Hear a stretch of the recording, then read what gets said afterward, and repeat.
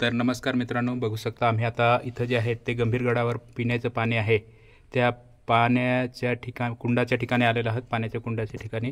तर मित्रांनो हे पाणी पिऊ शकतो। आत्ताच आम्ही पिलं, आम्ही पाणी पिऊन आता इथं थोडा वेळ बसलो आहे आणि हा बघा परिसर आपला या साईडचा आणि त्या साईडचं लोकेशन बघू शकता मित्रांनो। या साईडचं लोकेशन बघा, याच्या पुढे पण एक टाका आहे, पण ते त्या टाक्यातलं पाणी नाही पित, या टाक्यातलंच पाणी पितात। हे इथं जे आहे ना, स्थानिक लोकांच्या मान्यतेप्रमाणे इथं फक्त या टाक्याचंच पाणी प्यायचं, त्या टाक्याचं नाही। आतमध्ये जे टाक्याच्या आतमध्ये बघू शकता मित्रांनो, बघा मित्रांनो, टाकीच्या आतमध्ये एक ना खांब सारखं आहे खोदलेला, आता जुन्या काळाचा खांब असेल तो, जुन्या काळात खोदलेला आहे तो खांब। त्या साईडनं असं हे टाकं खोदलेलं आहे पाण्याचं।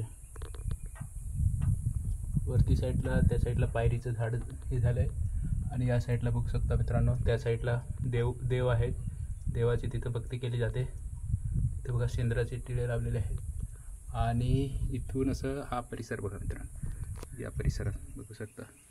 आणि हा माझा भाऊ आहे कैलास, आणि इथून बघा मित्रांनो, हे जे आहे ना, इथून पाणी येतं या खडकातनं झिरपतं। इथं देव आहेत, त्या ठिकाणी देवांना पाया पडून त्यांची परमिशन घेऊनच आम्ही इथं बसलेलो आहोत।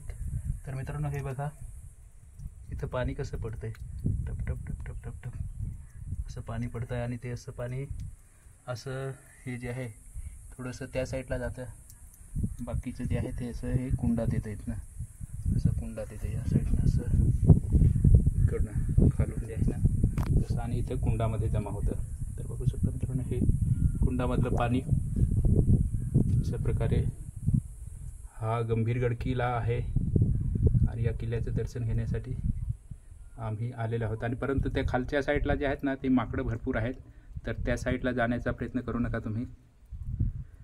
तर धन्यवाद मित्रांनो। इथं वरती एकदम साकूड जागा आहे, इथं बघू शकता या साईडला कुंड, पिण्याच्या पाण्याचं कुंड।